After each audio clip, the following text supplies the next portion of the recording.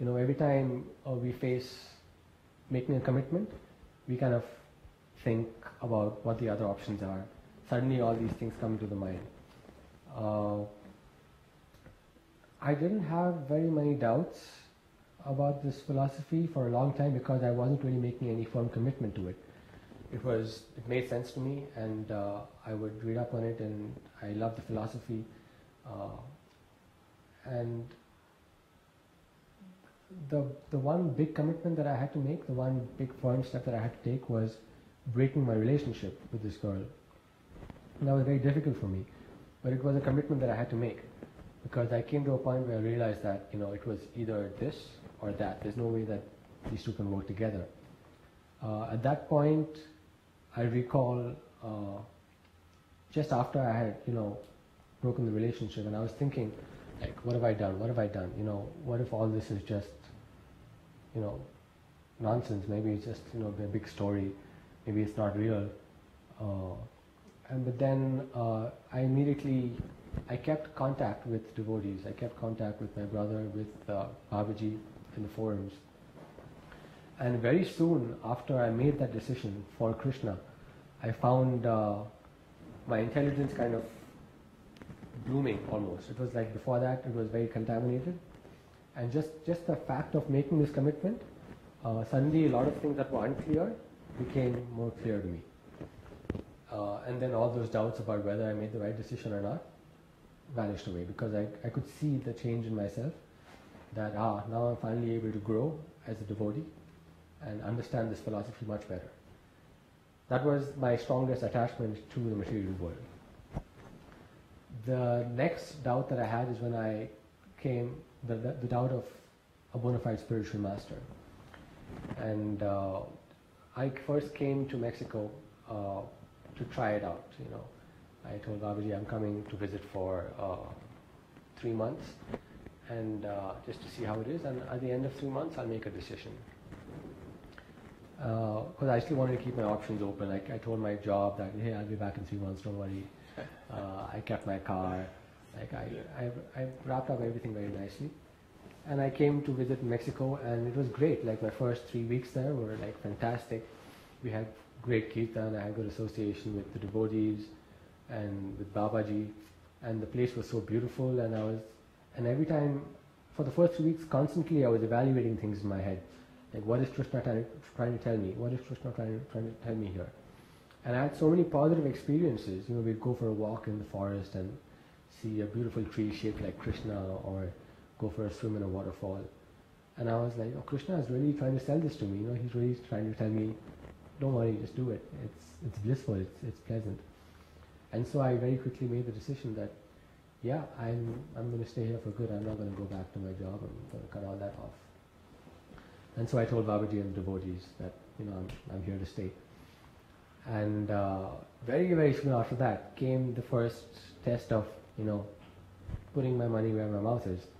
And the next big attachment that I had was that I had a lot of money and had some attachment to this money because I was earning for 2 years I don't go out to bars, I don't eat out and like that, so this money just kind of accumulated.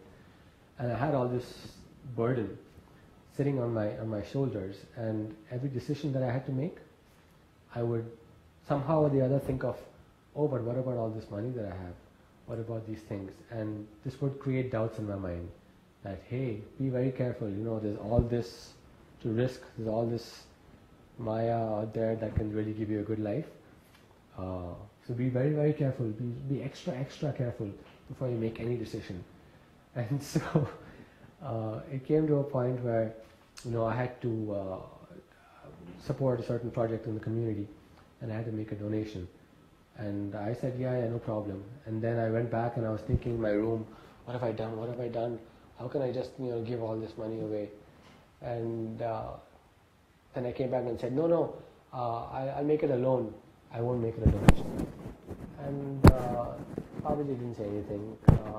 The next day, he came and explained to me that be firm in your commitments. If you're going to commit to surrendering, then be firm in that. Otherwise, don't surrender.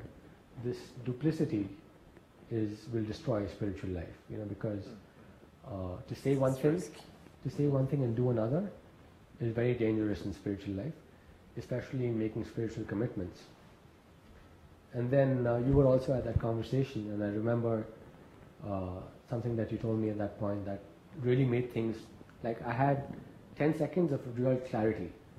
And what you said was that even if all these projects of ours, even if everything just crashes, even if we lose everything, all our money, all our projects, this whole ashram, this harmonium, computers, everything is gone, and we just left sitting under a tree with our beads in our hand and chanting, with no food, no nothing, is that so bad?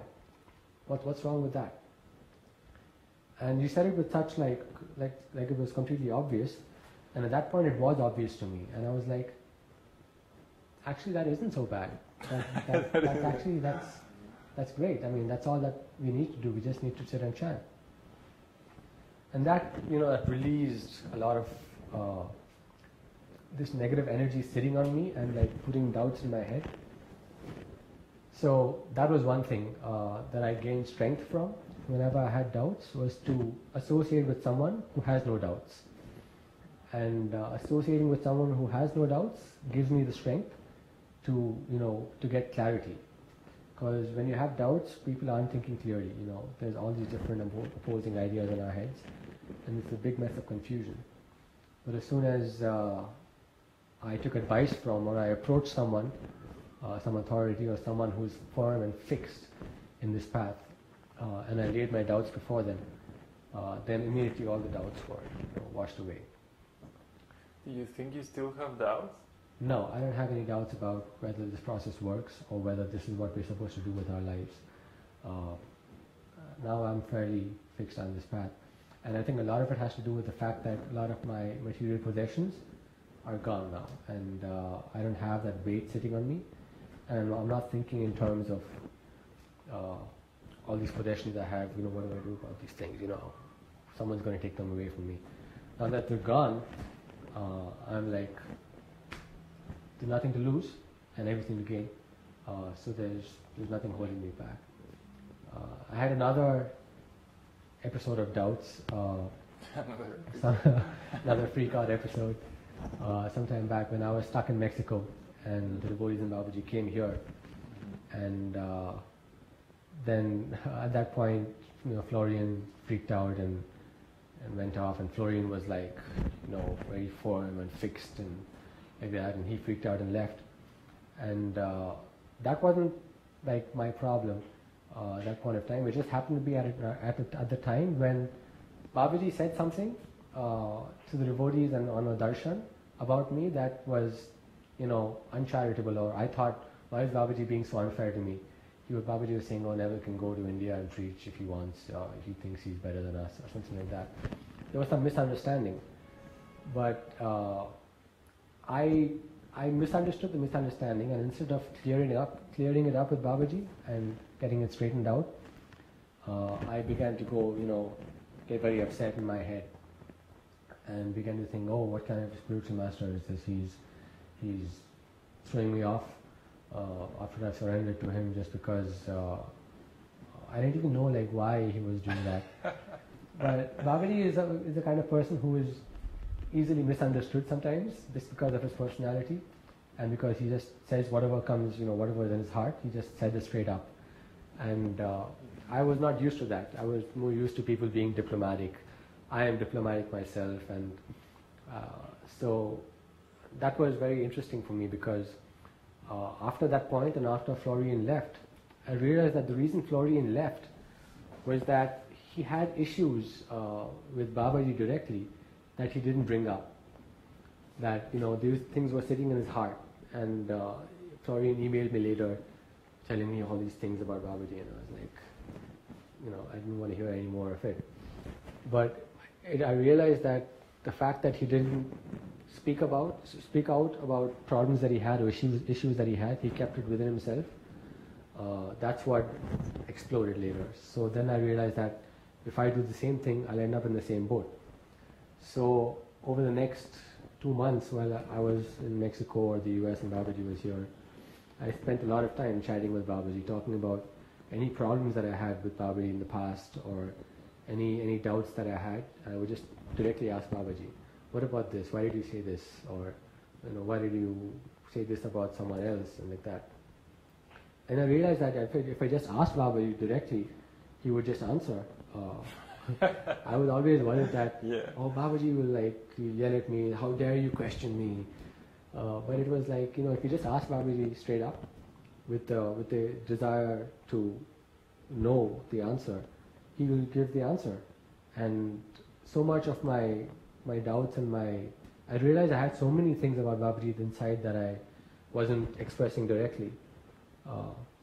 And I started opening up and asking him directly all these doubts about it, And soon all these things were cleared up.